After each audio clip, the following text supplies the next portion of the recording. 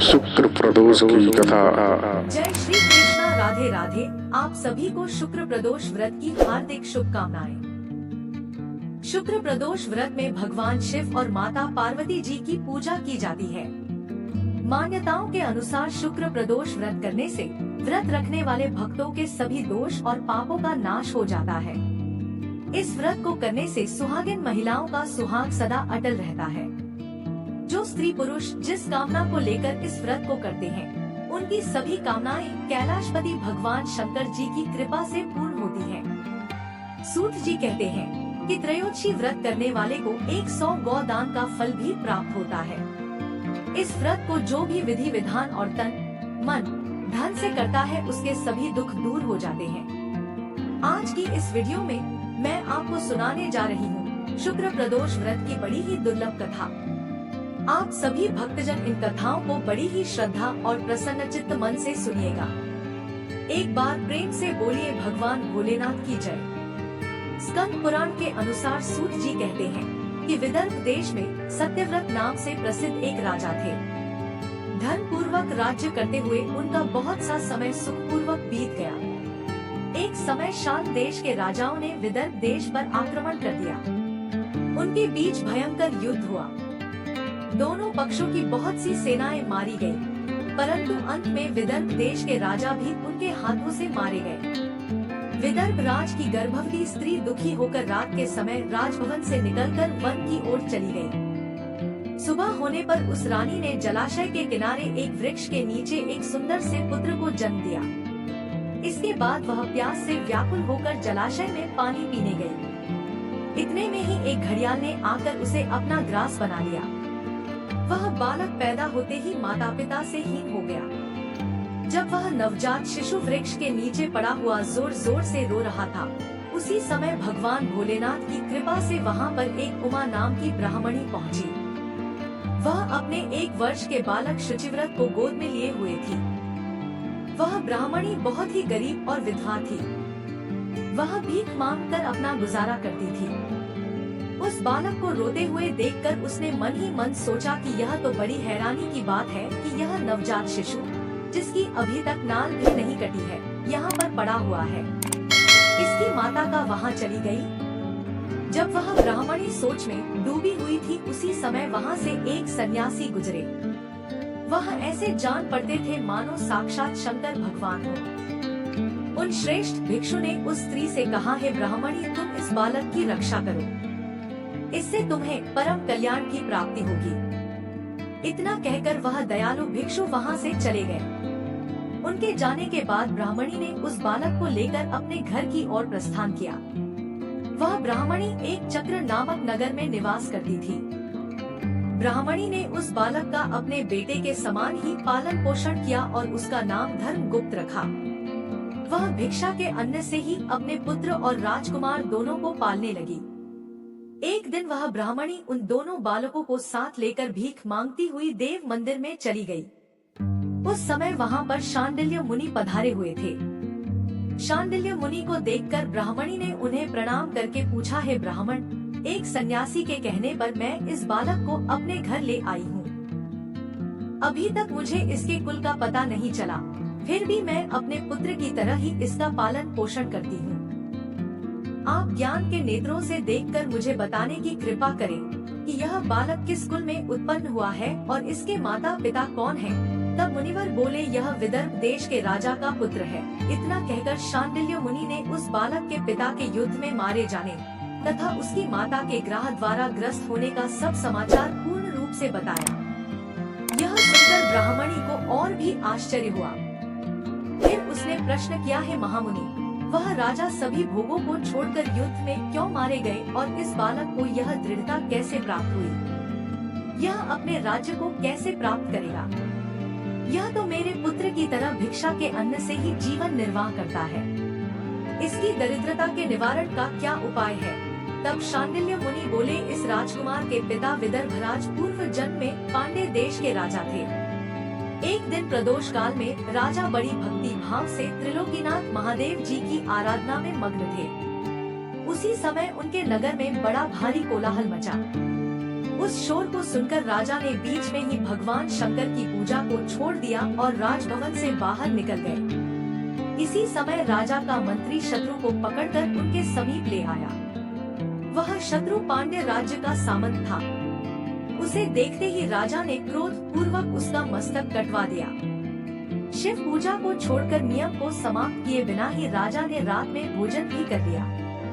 इसी प्रकार राजकुमार भी प्रदोष काल में भगवान शिव की पूजा किए बिना ही भोजन करके सो गया। वही राजा अगले जन्म में विदर्भराज हुआ। शिव पूजा में विघ्न होने के कारण शत्रुओं ने उसके सुख भोग के बीच में ही मार डाला। पूर्व जन्म में जो उसका पुत्र था, इस जन्म में भी राजा का वही पुत्र है। भगवान शिव की पूजा का उल्लंघन करने के कारण यह दरिद्रता को प्राप्त हुआ है। इसकी माता ने पूर्व जन्म में छल से अपनी सौत को मार डाला था। उस महान पाप के कारण ही वह इस जन्म में ग्राह्य के द्वारा मारी गई। हे ब्राह्मणी, तुम्हारा पुत्र पूर्व जन्म में भी एक ब्राह्मण था। इसने अपना सारा जीवन केवल दान लेने में ही बिताया, यज्ञ आदि सत्कर्म नहीं किए, इसलिए यह दरिद्रता को प्राप्त हुआ है। उस दोष के निवारण के लिए अब यह भगवान शंकर की शरण में जाए। यदि यह दोनों बालक प्रदोष के दिन भगवान शंकर का पूजन करते रहे, तो वर्ष भर के भीतर ही इनकी दरिद्रता का नाश होगा और राज्य सुख की प्राप्ति होगी। इस प्रकार शरण में आई हुई ब्राह्मणी को मधुर वचनों द्वारा आश्वासन देकर शांडिल्य मुनि ने उनके दोनों बालकों को भगवान शंकर की आराधना के मंत्र का उपदेश दिया। उसके बाद ब्राह्मणी अपने दोनों बालकों को लेकर वहाँ से चली गई। 4 मास बाद एक दिन ब्राह्मण का पुत्र नदी में स्नान करने गया। वहाँ उसे धन से भरा हुआ एक घड़ा मिला, जिसे लेकर वह अपनी माँ के पास गया। माँ धन से भरे हुए घड़े को देखकर खुश हो गई और उसने कहा, इसे अपने भाई के साथ आधा आधा बांट लो। मगर धन गुप्त ने इस धन में हिस्सेदारी से मना करते हुए कहा, मैं किसी अन्य के भाग्य का भागी नहीं हो सकता। प्रत्येक व्यक्ति स्वयं के कर्म का फल भोगता है। इस प्रकार प्रसन्नता पूर्वक भगवान शंकर की पूजा करते हुए उन दोनों कुमारों का एक वर्ष व्यतीत हो गया। एक दिन ब्राह्मण का पुत्र और राजकुमार वन में घूमने गए। मार्ग में उन्होंने देखा कि अनेक गंधर्व कन्याएं आपस में खेल रही थी। ब्राह्मण कुमार वहीं पर रुक गया और राजकुमार से बोला, हमें इससे आगे नहीं जाना चाहिए। यह गंधर्व कन्याएं हैं, किसी को भी अपनी ओर आकर्षित कर सकती हैं। मगर राजकुमार निडर होकर आगे बढ़ता गया। जब मुख्य गंधर्व कन्या ने राजकुमार धर्मगुप्त को देखा, तो वह उसके प्रति आकर्षित हो गई। उसने अपनी सभी सखियों को फूल चुनने के लिए भेज दिया और राजकुमार के पास आने की प्रतीक्षा करने लगी। उसे अकेला देखकर राजकुमार उसके पास गया और उससे बातचीत शुरू की। उसने बताया, मैं विदर्भ देश का राजकुमार हूँ। मेरे माता पिता अब इस संसार में नहीं हैं और शत्रुओं ने हमारे राज्य पर कब्जा कर लिया है। तब कन्या ने अपना परिचय देते हुए कहा, मैं विदर्भ नामक गंधर्व की पुत्री हूँ।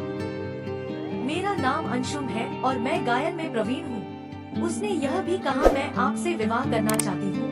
इतना कहकर उसने अपनी मोतियों की माला निकालकर राजकुमार को पहना दी। तब राजकुमार ने पूछा, तुम राजपाट गवा चुके राजकुमार के साथ कैसे रह पाओगी और अपने माता पिता की अनुमति के बिना तुम मेरे साथ कैसे आ सकती हो?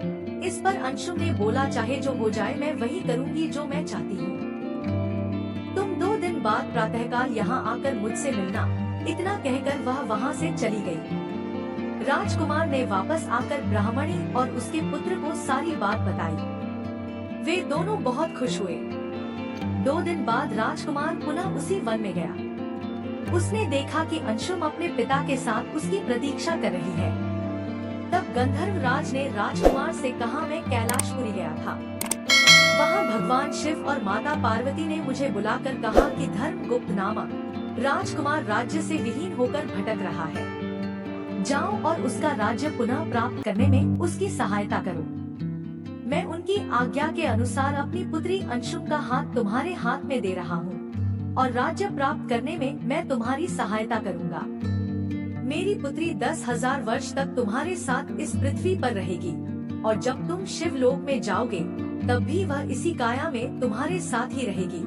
भगवान शिव के आदेशानुसार धर्मगुप्त और अंशुम का विवाह हो गया। अंशुम के पिता ने अपनी गंधर्व सेना भी राजकुमार को दे दी। सेना की सहायता से उसने अपने शत्रुओं को परास्त कर दिया और अपने पिता का खोया हुआ राज्य उन्हें प्राप्त कर लिया। अब राजकुमार धर्मगुप्त राजा बन गया। उसने अपने बुरे दिनों में उसे पालने वाली गरीब ब्राह्मणी को राजमाता का दर्जा दिया और शुचिव्रत को अपना छोटा भाई माना।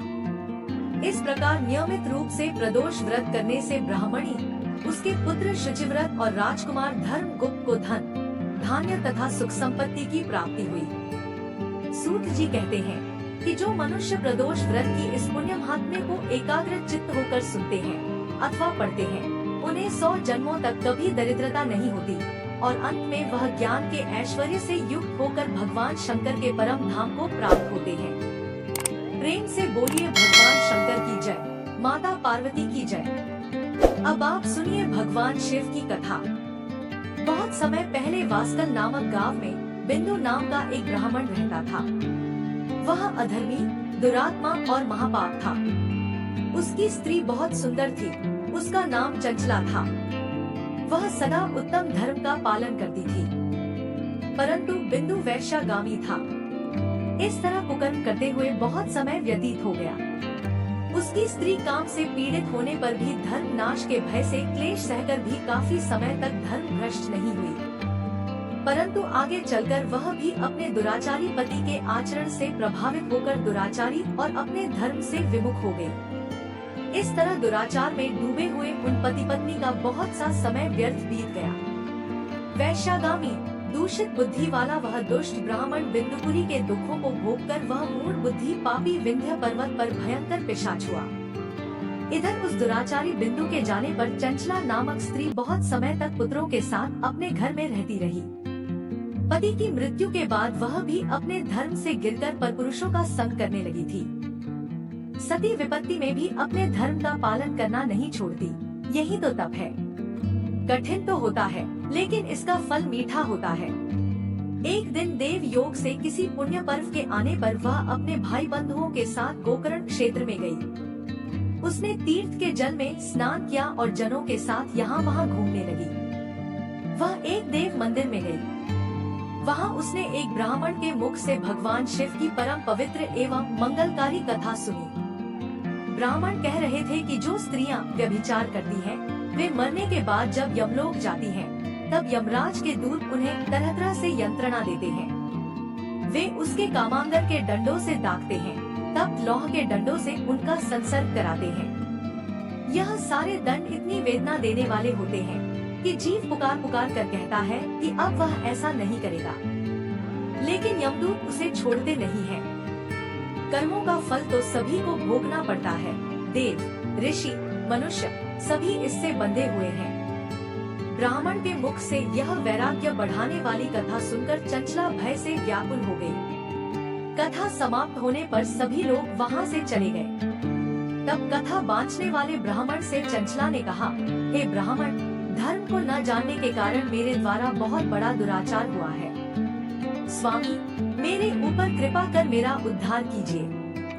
आपके प्रवचन को सुनकर मुझे इस संसार से वैराग्य हो गया है। मैं मूढ़ चित्त वाली पापिनी को धिक्कार है।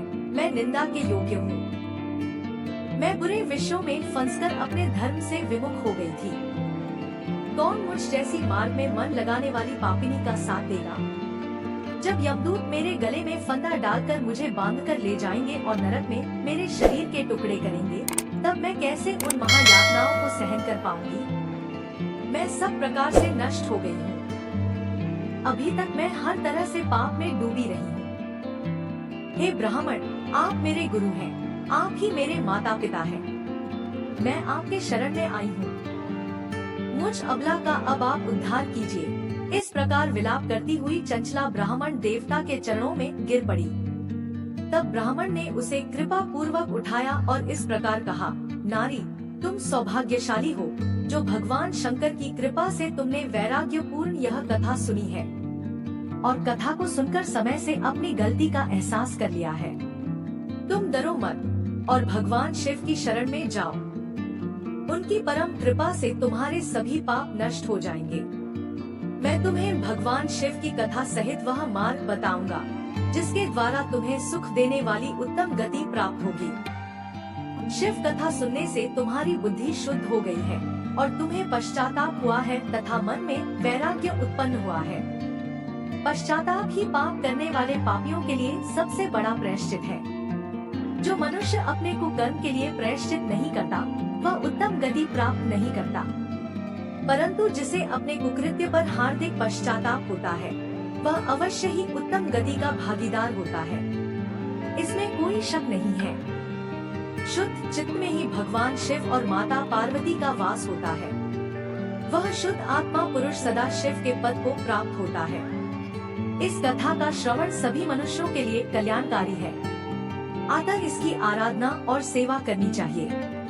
हे ब्राह्मण पत्नी, तुम अन्य विषयों से अपने मन को हटाकर भगवान शंकर की इस परम पावन कथा को सुनो। इससे तुम चित्त की शुद्धि होगी और तुम्हें मोक्ष की प्राप्ति होगी। जो मनुष्य निर्मल हृदय से भगवान शिव के चरणों का चिंतन करता है उसकी एक ही जन्म में मुक्ति हो जाती है। यह कहकर वे ब्राह्मण चुप हो गए। उनका हृदय करुणा से भर गया, वे ध्यान में मग्न हो गए। ब्राह्मण का यह उपदेश सुनकर चंचला के नेत्रों में आनंद के आंसू छलक आए। वह हर्ष भरे हृदय से ब्राह्मण देवता के चरणों में गिर गई और हाथ जोड़कर बोली, मैं कृतार्थ हो गई। हे ब्राह्मण, शिव भक्तों में श्रेष्ठ स्वामी, आप धन्य हैं। आप परमार्थदर्शी हैं और सदा परोपकार में लगे रहते हैं। साधु, मैं नरक के समुद्र में गिर रही हूँ, कृपा करके मेरा उद्धार कीजिए। जिस पौराणिक और अमृत के समान कथा की बात आपने की है उसे सुनकर ही मेरे मन में वैराग्य उत्पन्न हुआ। उस अमृतम कथा को सुनने के लिए मेरे मन में बड़ी श्रद्धा हो रही है। कृपया आप मुझे उसे सुनाइए। कथा सुनने की इच्छा मन में लिए हुए चंचला उन ब्राह्मण देवता की सेवा में वहीं रहने लगी। उस गोकर्ण नामक महाक्षेत्र में उन ब्राह्मण देवता के मुख से चंचला भगवान शिव की भक्ति, ज्ञान और वैराग्य बढ़ाने वाली और मुक्ति देने वाली परम उत्तम कथा सुनकर कृतार्थ हुई। उसका चित्त शुद्ध हो गया। वह अपने हृदय में शिव के सगुण रूप का चिंतन करने लगी। वह सदैव शिव सच्चिदानंदमय स्वरूप का स्मरण करती थी। इसके बाद अपना समय पूर्ण होने पर चंचला ने बिना किसी कष्ट के अपना शरीर त्याग दिया। उसे लेने के लिए एक दिव्य विमान वहां पहुंचा। यह विमान शोभा साधनों से सजा था और शिव गणों से सुशोभित था। चंचला विमान से शिवपुरी पहुंची। उसके सारे पाप धुल गए। वह दिव्य रूप धारिणी दिव्यांगना हो गई थी। वह गौरांग देवी मस्तक पर अर्धचंद्र का मुकुट और अन्य दिव्य आभूषण पहने शिवपुरी में पहुंची। वहां उसने सनातन देवता त्रिनेत्रधारी महादेव शिव को देखा। सभी देवता उनकी सेवा में भक्ति भाव से उपस्थित थे। उनकी अंग कांति करोड़ों सूर्य के समान प्रकाशित हो रही थी। 5 मुख और हर मुख में 3-3 नेत्र थे। मस्तक पर अर्धचंद्र आकार मुकुट शोभायमान हो रहा था। कंठ में नील चिन्ह उनके साथ में देवी गौरी विराजमान थी, जो विद्युत पुंज के समान प्रकाशित हो रही थी। महादेव जी की कांति कपूर के समान गौर थी। उनके शरीर पर श्वेत वस्त्र थे तथा शरीर श्वेत भस्म से युक्त था। इस प्रकार भगवान शिव के परम उज्ज्वल रूप के दर्शन कर चंचला बहुत प्रसन्न हुई। उसने भगवान को बारंबार प्रणाम किया और हाथ जोड़कर प्रेम, आनंद और संतोष से युक्त होकर विनीत भाव से खड़ी हो गई। उसके नेत्रों से आनंद के आंसुओं की धारा बहने लगी। भगवान शंकर और भगवती गौरी उमा ने करुणा के साथ सौम्य दृष्टि से देखकर चंचला को अपने पास बुलाया। गौरी उमा ने उसे प्रेम पूर्वक अपनी सखी बना लिया। चंचला सुख पूर्वक भगवान शिव के धाम में उमा देवी की सखी के रूप में निवास करने लगी। एक दिन चंचला आनंद में मग्न उमा देवी के पास गई और दोनों हाथ जोड़कर उनकी स्तुति को करने लगी। हे गिरिराज नंदिनी, स्कंद माता उमा, आप सभी मनुष्यों एवं देवताओं द्वारा पूजित तथा समस्त सुखों को देने वाली हैं। आप शंभु प्रिया है, आप ही सगुणा और निर्गुणा है। हे सच्चिदानंद स्वरूपा, आप ही प्रकृति की पोषक है। हे माता, आप ही संसार की सृष्टि, पालन और सहार करने वाली है। इस प्रकार सद्गति प्राप्त चंचला देवी की स्तुति कर शांत हो गई। उसकी आंखों में प्रेम के आंसू उमड़ आए। तब शंकर प्रिया भक्त वत्सला उमा देवी ने बड़े प्रेम से चंचला को चुप कराते हुए कहा, सखी चंचला, मैं तुम्हारी स्तुति से प्रसन्न हूँ। बोलो, क्या वर मांगती हो?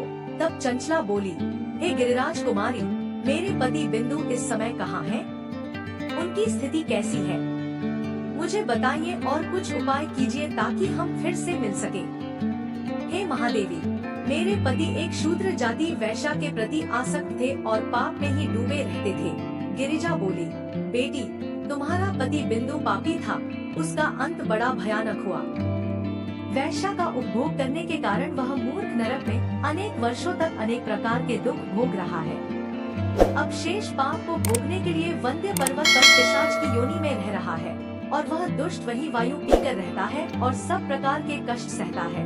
गौरी देवी की यह बात सुनकर चंचला अत्यंत दुखी हो गई। फिर मन को किसी तरह स्थिर करती हुई दुखी हृदय से मां गौरी से उसने एक बार फिर पूछा, हे महादेवी, मुझ पर कृपा कीजिए और मेरे पापी पति का अब उद्धार कीजिए।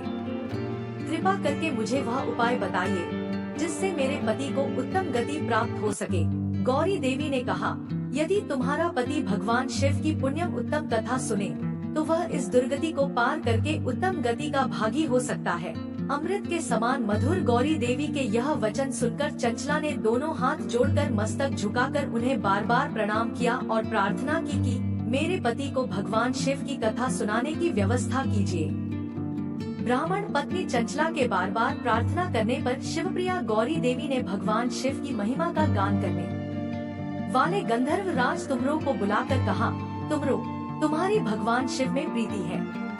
तुम मेरे मन की सभी बातें जानकर मेरे कार्यों को सिद्ध करते हो, तो मेरी इस सखी के साथ वन पर्वत पर जाओ। वहाँ एक महाघोर और भयंकर पिशाच रहता है। पूर्व जन्म में वह पिशाच बिंदुकुरी हो गया था। वह स्नान, संध्या आदि नित्य कर्म छोड़कर अपवित्र रहने लगा। क्रोध के कारण उसकी बुद्धि भ्रष्ट हो गई थी। दर्जनों से उसकी मित्रता तथा सज्जनों से द्वेष बढ़ गया था। वह अस्त्र शस्त्र से हिंसा करता, लोगों को सताता और उनके घरों में आग लगा देता था। चांडाल से दोस्ती करता और वह रोज वैश्या के पास जाता था। पत्नी को त्याग कर दुष्ट लोगों से दोस्ती कर उन्हीं के संपर्क में रहता था। वह मृत्यु तक दुराचार में फंसा रहा। मृत्यु के बाद उसे पापियों के भोग स्थान यमपुरी में ले गए। वहाँ घोर नरकों को सहकर इस समय वह विद्या पर्वत पर पिशाच बनकर रह रहा है और पापों का फल भोग रहा है। तुम उसके सामने परम पुण्यम पापों का नाश करने वाली भगवान शिव की दिव्य कथा का प्रवचन करो। इस कथा के सुनने से उसका हृदय सभी पापों से मुक्त होकर शुद्ध हो जाएगा और वह प्रेत योनि से मुक्त हो जाएगा। दुर्गति से मुक्त होने पर उस बिंदु नामक पिशाच को तुम विमान पर बिठाकर भगवान शिव के पास ले आना। माँ उमा का आदेश पाकर गंधर्व राज तुमर प्रसन्नता पूर्वक अपने भाग्य की सराहना करते हुए चंचला को साथ लेकर विमान से पिशाच के निवास स्थान विद्या पर्वत पर गया। वहाँ पहुंचकर उसने विशाल आकृति वाले पिशाच को देखा। उसका शरीर विशाल था, उसकी ठोड़ी बड़ी थी। वह कभी हंसता, कभी रोता, कभी उछलता था। महाबली तुमर ने बिंदुपुरी के पश्चात तुमर ने कथा वाचन के लिए स्थान तलाश कर मंडप की रचना की। शीघ्र ही इस बात का पता लोगों को चल गया कि एक पिशाच के उद्धार हेतु देवी पार्वती की आज्ञा से तुमर भगवान शिव की कथा सुनाने वन पर्वत पर आया है। उस कथा को सुनने के लोभ से बहुत से देवर्ष वहां पहुंच गए। सभी को आदर पूर्वक स्थान दिया गया। पिशाच बिंदु को आसन पर बिठाया गया और तब तुमर ने परम उत्तम भगवान शिव की अमृत कथा का गान शुरू किया, जिससे सभी श्रोता कृतार्थ हो गए। परम पुण्यम कथा को सुनकर पिशाच सभी पापों से मुक्त हो गया और उसने पिशाच शरीर का त्याग कर दिया। शीघ्र ही उसका रूप दिव्य हो गया। उसका शरीर गौर वर्ण का हो गया। शरीर पर श्वेत वस्त्र एवं पुरुषों के आभूषण आ गए। इस प्रकार दिव्य देहधारी होकर बिंदु अपनी पत्नी चंचला के साथ स्वयं भी भगवान शिव का गुणगान करने लगा। उसे दिव्य रूप में देखकर सभी को बहुत आश्चर्य हुआ। उसका मन परम आनंद से परिपूर्ण हो गया। सभी भगवान महेश्वर के अद्भुत चरित्र को सुनकर कृतार्थ होकर उनका यशोगान करते हुए अपने अपने धाम को चले गए। बिंदु अपनी पत्नी चंचला के साथ विमान में बैठकर शिवपुरी की ओर चल दिया।